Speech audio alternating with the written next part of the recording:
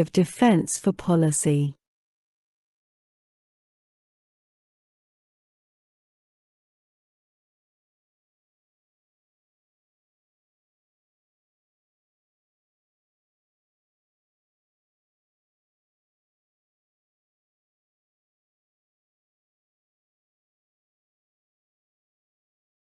F. The Principal Cyber Advisor to the Secretary of Defense.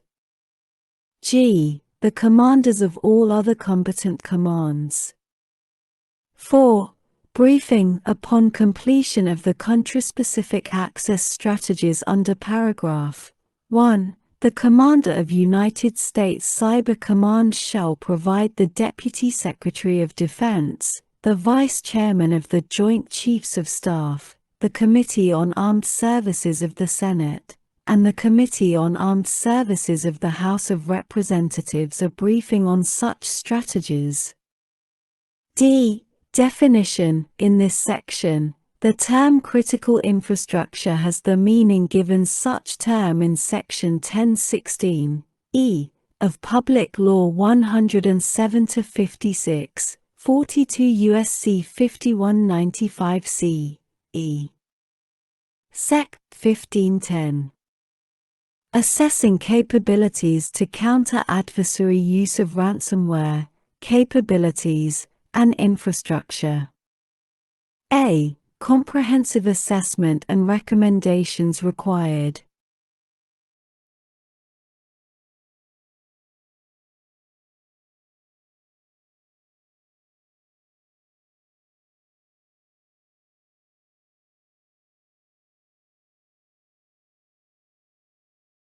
Not later than 180 days after the date of enactment of this section, the Secretary of Defense shall 1.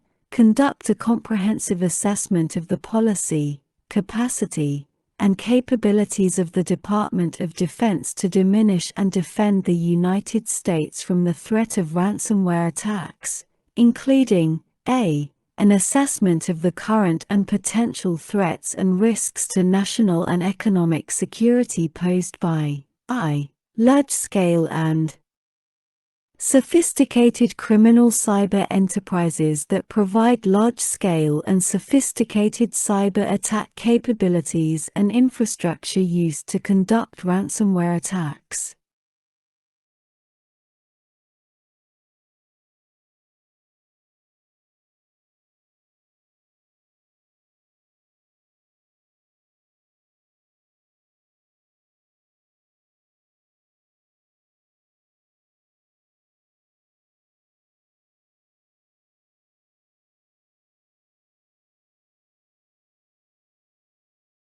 And 2. Organizations that conduct or could conduct ransomware attacks or other attacks that use the capabilities and infrastructure described in Clause I on a large scale against important assets and systems in the United States, including critical infrastructure.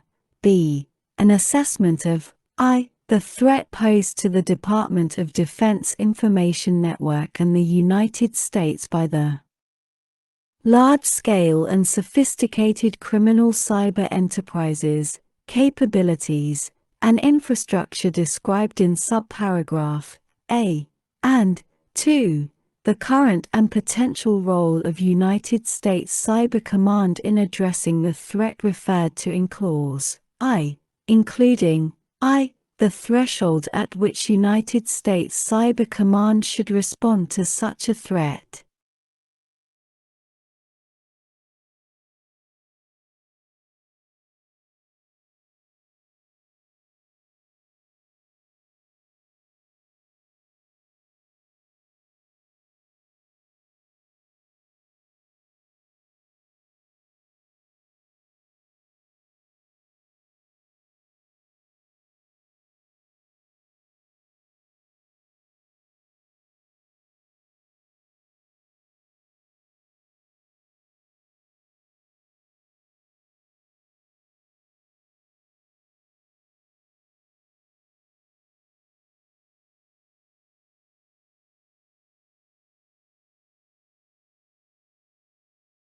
And 2. the capacity for United States Cyber Command to respond to such a threat without harmful effects on other United States Cyber Command missions. C. An identification of the current and potential department efforts, processes, and capabilities to deter and counter the threat referred to in subparagraph B. I, including through offensive cyber effects operations. D. An assessment of the application of the Defend Forward and Persistent Engagement operational concepts and capabilities of the Department to deter and counter the threat of ransomware attacks against the United States.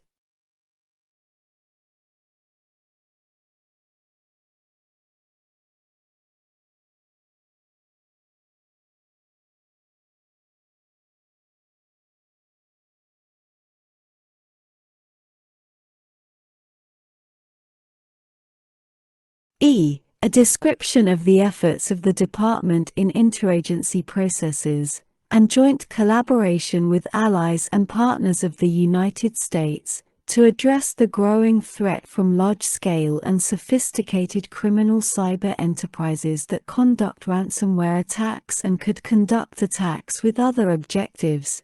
F. A determination of the extent to which the governments of countries in which large-scale and sophisticated criminal cyber enterprises are principally located are tolerating the activities of such enterprises, have interactions with such enterprises, could direct their operations, and could suppress such enterprises.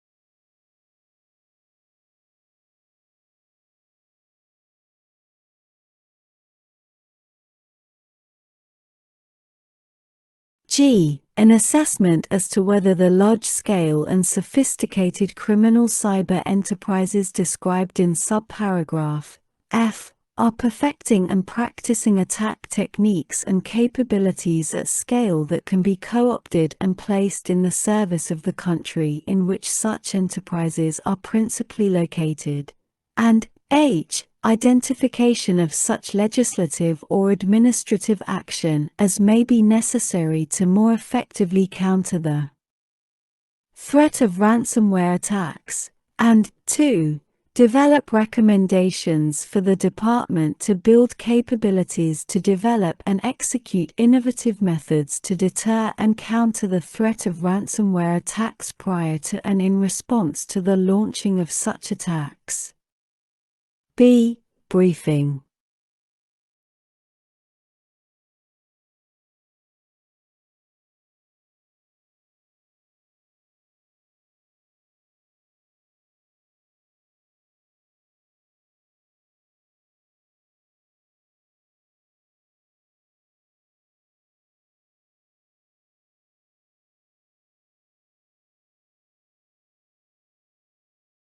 Not later than 210 days after the date of the enactment of this Act, the Secretary of Defense shall brief the Congressional Defense Committees on the comprehensive assessment completed under paragraph 1 of subsection A, and the recommendations developed under paragraph 2 of such subsection. C. Definition. In this section, the term critical infrastructure has the meaning given such term in Section 1016 E of Public Law 107-56, 42 U.S.C. 5195 C. E. Sec. 1511. Comparative analysis of cybersecurity capabilities. A. Comparative analysis required.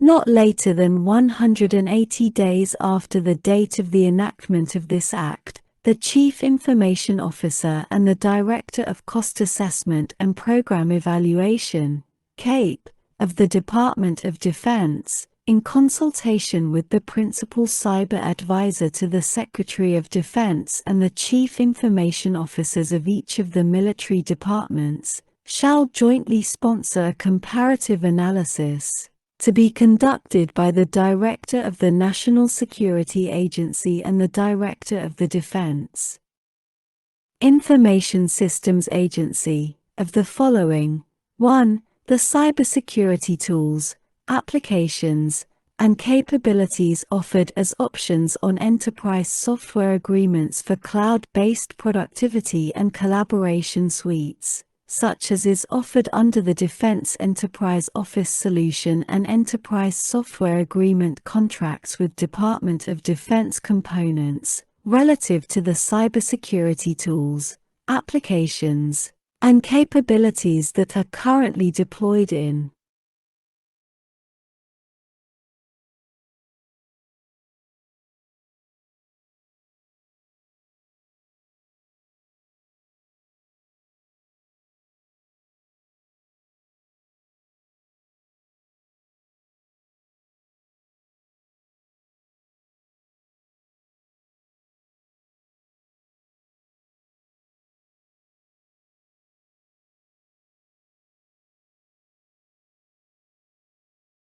or required by the department to conduct a. Asset discovery, b. Vulnerability scanning, c. Conditional access, also known as Comply to Connect, d. Event correlation, e. Patch management and remediation, f. Endpoint query and control, g.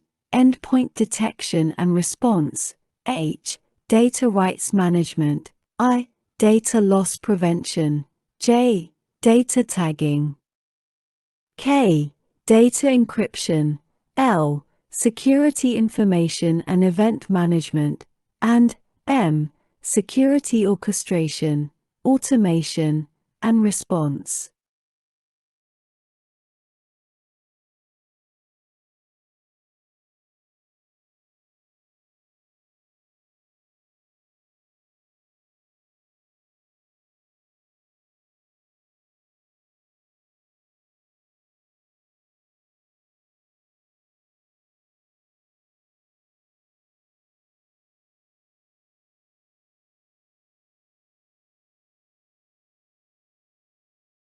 Two. The identity, credential, and access management (ICAM) system, and associated capabilities to enforce the principle of least privilege access, offered as an existing option on an enterprise software agreement described in paragraph 1, relative to a.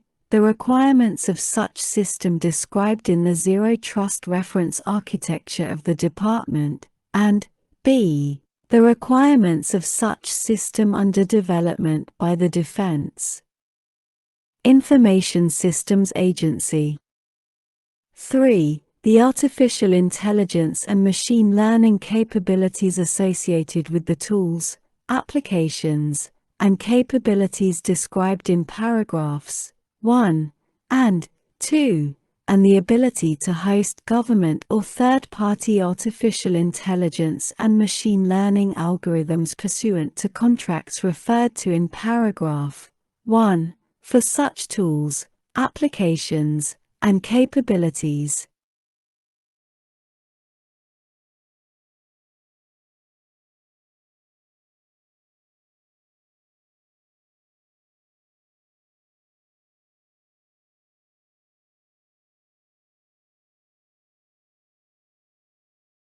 Four. The network consolidation and segmentation capabilities offered on the enterprise software agreements described in paragraph 1, relative to capabilities projected in the Zero Trust reference architecture.